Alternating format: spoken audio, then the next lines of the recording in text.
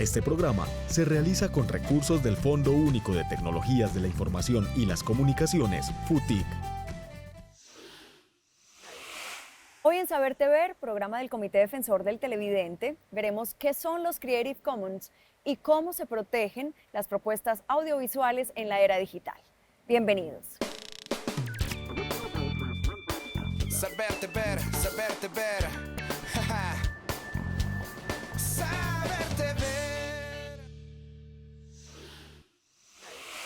Los canales de televisión públicos o privados tienen en sus parrillas de programación algunos contenidos que son creados en los canales y otros que son comprados buscando llamar la atención de los televidentes.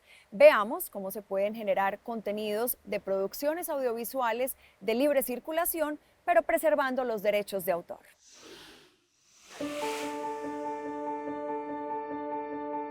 Cuando una persona crea una obra artística, sea un guión, un producto audiovisual, un documental, una película, cualquier tema pues, de obra artística, pues debe proteger su creación y para eso existen unos mecanismos de registro de las ideas o de los proyectos mejor. En este sentido, por ejemplo, el guión se puede registrar y eso protege al autor a la hora de poder continuar con la creación de la obra. Es muy importante pues, reconocer cuándo somos creadores, cómo proteger las obras y cómo podemos hacer uso pues, de la protección de ese derecho de autor o el derecho intelectual de la obra para evitar que otras personas usen ese contenido o esa obra audiovisual o ese guión en particular. El derecho de autor en los audiovisuales es toda obra artística creada o generada, valga la redundancia, por un artista. Ese artista, desde el momento que crea su obra, sea de pronto una imagen, sea un video, le va a generar un derecho. Tranquilo, Teniente Córdoba, yo sabía que usted iba a llegar en cualquier momento. Hay un principio en el derecho que se llama la no protección de las ideas. Bajo ese principio de la no protección de las ideas, si yo te genero una idea a ti, no la voy a proteger y no te voy a poder demandar. ¿Qué se recomienda para que las personas que tienen una idea revolucionaria, que tienen una idea innovadora, lo puedan proteger? Firmar o suscribir un acuerdo de confidencialidad. ¿Y qué es un acuerdo de confidencialidad? Yo como revelador te estoy dando a ti ciertas ideas que todavía no estoy plasmando y a partir de allí esa idea que yo te estoy generando o ese contenido que yo te estoy generando, yo lo estoy protegiendo a través de ese acuerdo de confidencialidad. ¿Por qué es importante registrar una marca? Hablando de derechos de autor y de marcas registradas, porque cualquier persona se puede adueñar de tu contenido. Porque cualquier persona se puede adueñar de tu nombre, de tus logos, de tu imagen, si tú no tienes registrado eso. Una cosa es que tú lo tengas y lo tengas publicado, pero si tú no tienes eso registrado en unos entes de control, cada país debe tener unas instituciones que lo protegen y le ayudan a la hora de tener una demanda. En Colombia ha habido muchos casos donde marcas internacionales han querido llegar, pero se dan cuenta que las marcas ya existen acá y tienen que negociar con la marca para comprar esos derechos. A partir del año 2010 se empieza a crear un nuevo contenido o una nueva ley, que es la ley Fanny Mickey, donde se le empieza a conceder a los intérpretes, a esos que ejecutan o aquellos artistas que están dentro de los videos, se les empiezan a conceder una serie de derechos. Entonces es allí cuando se crean sociedades de gestión colectiva como actores, donde se les conceden a aquellos personajes que estuvieron en novelas o que estuvieron en películas ciertos derechos. Esos derechos son o se denominan derechos conexos. Esos derechos conexos son para aquellos intérpretes que están dentro de la obra y le vamos a conceder ciertos beneficios. Hay que tener cuidado con la música y con las imágenes porque los derechos a veces se dan por tiempos. Ahí aparecen las empresas de casting que hacen firmar unos releases, que son unos acuerdos donde la persona o la pieza musical o lo que sea tiene unos permisos y una temporalidad. Entonces hay que dejar claro si los permisos están para nivel país o los permisos son internacionales y por cuánto tiempo. Existe una nueva ley que viene del 2018, que es la ley 1915, que nos habla de un nuevo contenido o de una nueva generación de derechos. Si bien ya teníamos la ley 23 de 1982, donde consideramos las obras artísticas o las obras literarias, teníamos un formato muy plano. en donde simplemente teníamos el autor como el creador de un libro o el creador de una pintura. Ahora, a partir de esta ley 1915 del 2018, tenemos las obras audiovisuales. Entonces, ya aquí estamos reconociendo autor o artista aquella persona que realice un contenido de entretenimiento digital, aquella persona de pronto que monte videos a YouTube, aquella persona de pronto que simplemente se dedique a crear contenido dentro de sus redes sociales, ¿sí? Y allí lo vamos a reconocer, sea como productor audiovisual o sea como artista dentro de este mundo digital. En el mundo audiovisual y en el uso pues, de imágenes es muy importante conocer los derechos de autor, ¿cierto? Tanto si son estudiantes o profesionales, todas las obras audiovisuales tienen unos derechos, es decir, hay un autor que ha creado ese material, sea una fotografía, sea un producto audiovisual, una música, una pieza musical, y para eso entonces existen los derechos de autor y una modalidad que son los Creative Commons, que son las posibilidades que los autores otorgan para que una pieza pueda ser usada bajo unas condiciones especiales. A raíz de la aparición de la Internet, que podemos decir que es casi que es una consecuencia de la aparición de las plataformas en Internet, el uso del copyright se volvió una situación mucho más compleja porque de alguna forma la transferencia de información digital permitió que mucha gente pudiera hacer usufructo de creaciones audiovisuales, audio-video, sin tener los derechos de. Copyright es una expresión en inglés que significa derechos de autor. Literalmente se puede traducir como derechos de copia. Se refiere a la protección de la propiedad intelectual artística o literaria de un autor sobre la obra que ha creado. Esta protección se hace a partir realmente de unos gestores de ese copy. Entonces salen las sociedades de protección de derechos de autor. En Colombia la más conocida es Aico Asimpro para la música, pero entonces hay sociedades protectoras para obras audiovisuales, para los artistas plásticos, para obras de teatro, escritura. Creative Commons nace con la idea de poder tener o de poder llenar ese vacío legal de cómo yo puedo compartir contenido que está registrado, que está sustentado bajo la licencia, pero que es de libre uso, que puede ser del completo libre uso a unas restricciones de uso. Para nosotros es muy olímpico estar en internet y distribuir un contenido, compartir un video, pero realmente no se puede hacer. Eso tendría una protección de derechos. Pero cuando yo lo licencio como Creative Commons y digo puede distribuirlo, o sea, hay una licencia en donde dice la distribución es libre, pues la gente puede distribuirlo libremente sin ningún problema. Hay otro tipo de licencia que es modificar la pieza. Entonces yo le doy los derechos a cualquier persona que me modifique esa pieza, que la corte, que haga un remix, que lo utilice para una película, unos planos, y no hay ningún problema.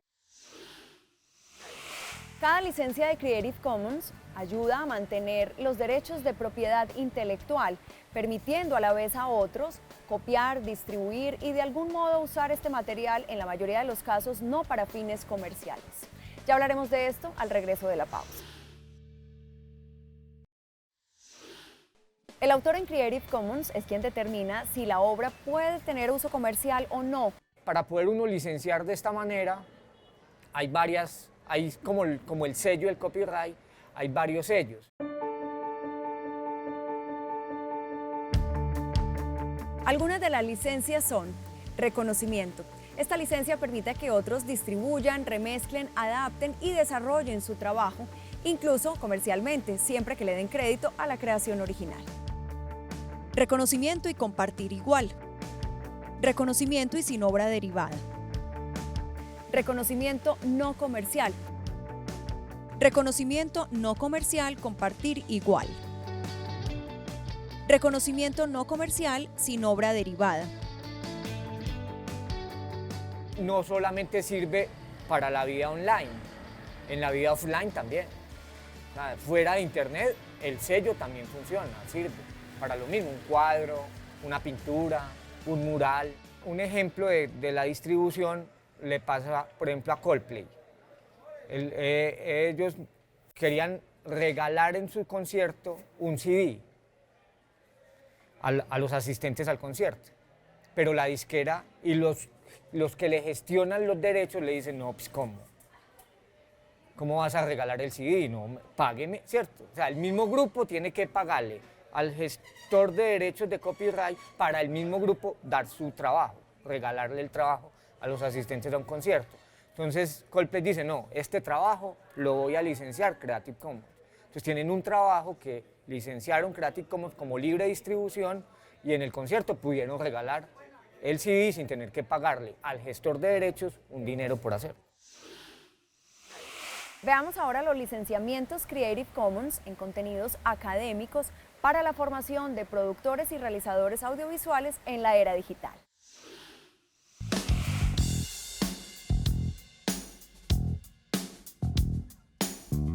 En la creación académica de contenidos audiovisuales, el uso de contenido no licenciado es muy práctico, fundamentalmente en conceptos musicales.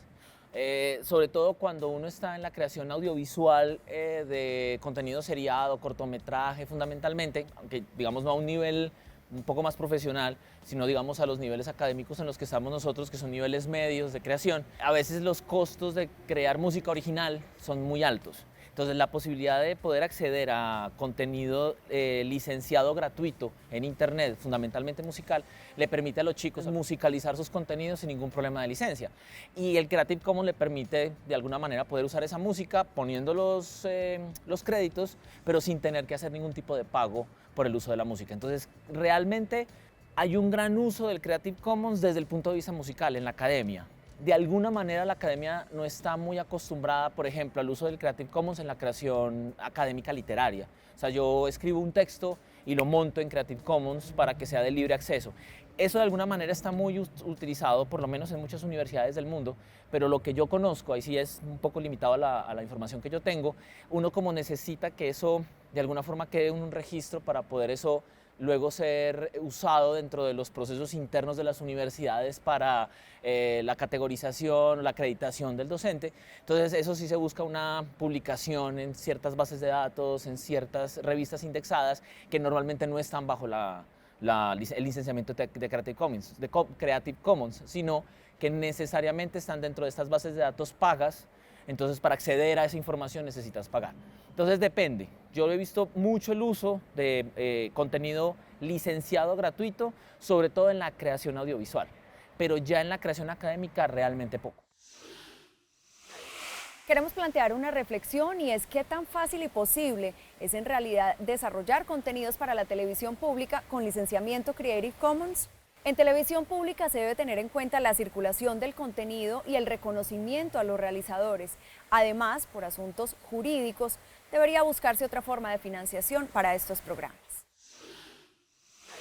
En la televisión pública sería importante poder llegar a tener un contenido licenciado libre o licenciado Creative Commons y no copyright por una sencilla razón. A nosotros nos interesa la distribución. Si nosotros licenciamos con copyright, técnicamente estamos cerrando la puerta a la distribución. Entonces no tendríamos por qué estar subiendo nuestros programas a YouTube, a Facebook, porque estamos bloqueando el asunto de la distribución.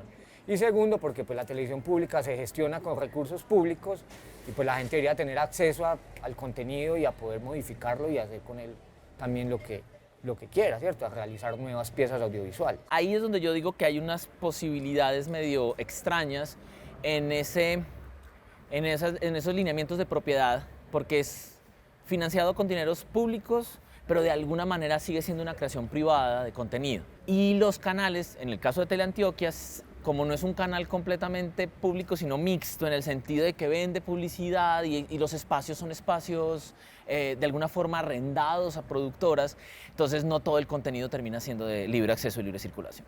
Entonces sí, el canal podría de alguna manera, los canales públicos de alguna manera podrían registrar sus contenidos bajo licenciamiento de Creative Commons para que la gente lo pueda utilizar dependiendo qué tipo de contenido y a qué tipo de público le quiere llegar con esos contenidos. Pero yo pensaría que financieramente para un canal que de alguna manera sí vive de esa venta de ese contenido, pues no termina siendo económicamente viable. lastimosamente nuestros canales públicos están en ese límite extraño entre somos públicos pero necesitamos conseguir más recursos. Desde el punto de vista de uso de contenido para el público, el usuario, sería muy beneficioso. Pero desde el punto de vista económico para el canal, para su subsistencia, sería dispararse en el pie. Habría que hacer una discusión bastante fuerte hasta dónde podría realmente generar contenido de libre acceso que se pueda licenciar bajo Creative Commons. Después de la pausa veremos cómo se relacionan sociedades de gestión colectiva de derechos como Saico y Asimpro con Teleantioquia. Recordemos que sociedades de gestión colectiva de derechos de autor y derechos conexos se deben tener en cuenta cuando se emiten programas por Teleantioquia y tienen música en su estructura. En el ámbito de las sociedades de gestión de derechos de autor existe, por ejemplo, una que es muy conocida, que es Saico y Asimpro. Por ejemplo, cuando utilizamos una canción en una obra audiovisual o en un evento abierto, nosotros debemos pagar por el uso de esa canción o de esa obra musical. Y son esas sociedades, por ejemplo, en este caso Saico y Asimpro, quienes hacen el recaudo para que esa utilización que yo hice de la obra, pues una parte de esa utilización llegue a los autores de la obra. Por eso es importante reconocer en qué gremio nos movemos, cuáles son esas sociedades que hacen esos recaudos para poder tener pues como toda la trazabilidad de la obra y poder recibir el usufructuo de esas obras artísticas en el mundo pues audiovisual en particular. Existe el caso de la música. Es hora de alegría en nuestra casa, porque ya va a empezar la serenata. La relación que tiene Teleantioquia con sociedades de gestión como Saico y Asimpro es una relación de buenas prácticas, es una relación de alianzas, porque de alguna otra manera como canal de operador público debemos de velar por los derechos no solamente de todas las personas que salen y se visibilizan a través de un contenido, sino todos los que hay detrás de ellos. Puntualmente artistas, hablando de Saico y Asimpro, pues lo que tiene que ver con intérpretes, compositores y artistas del medio como musical.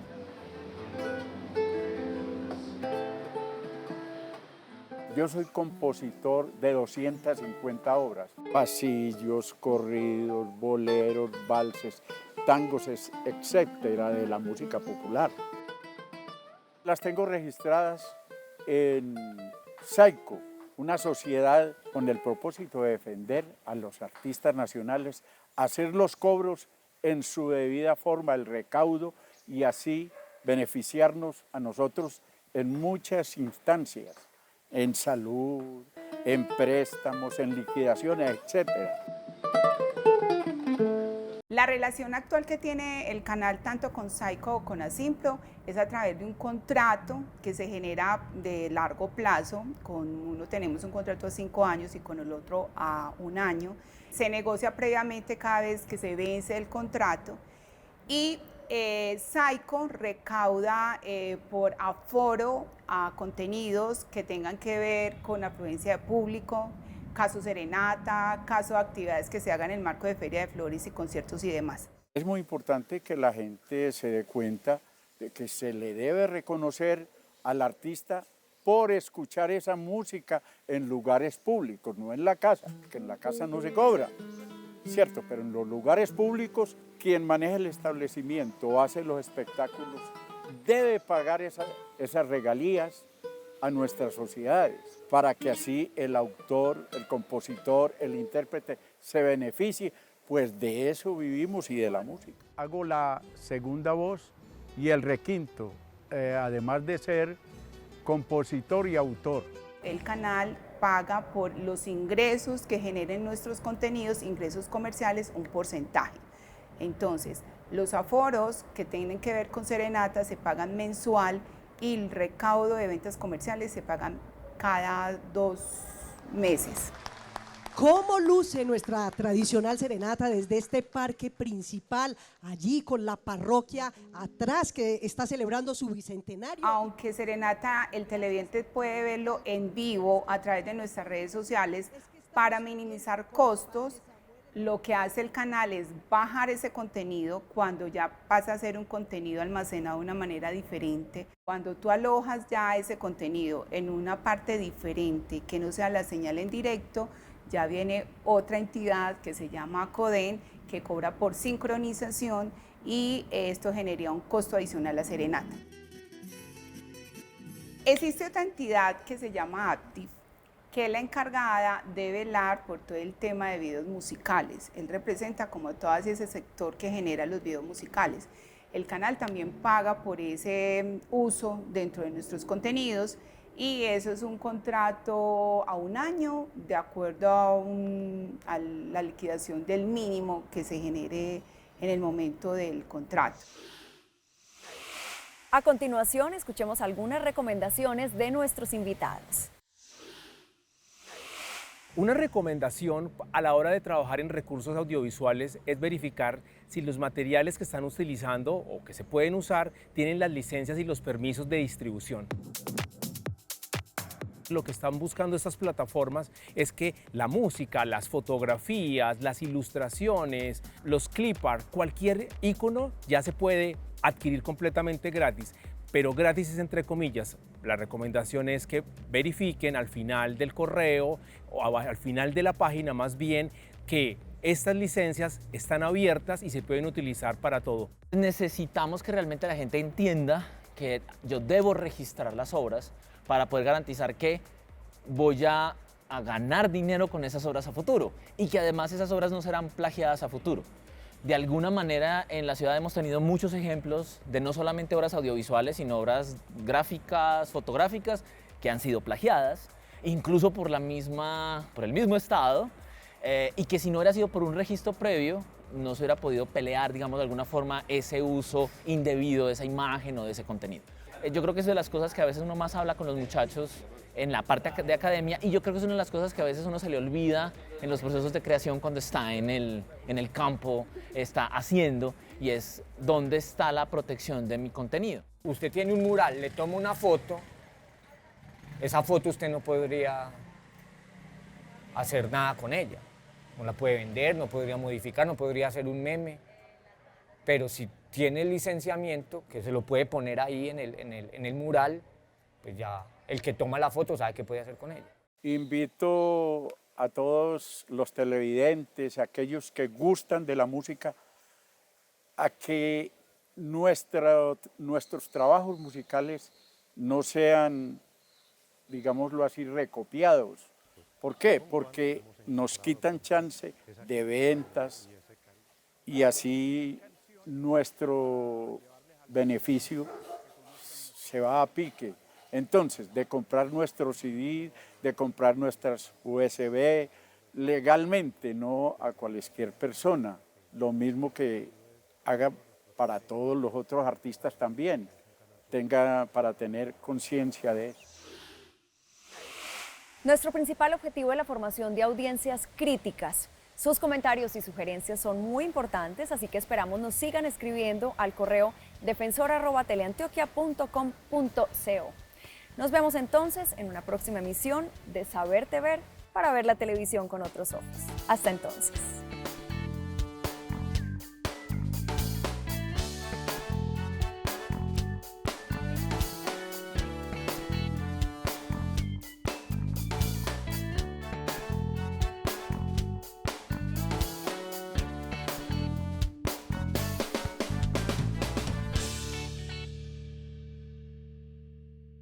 Este programa fue realizado con recursos del Fondo Único de Tecnologías de la Información y las Comunicaciones, FUTIC.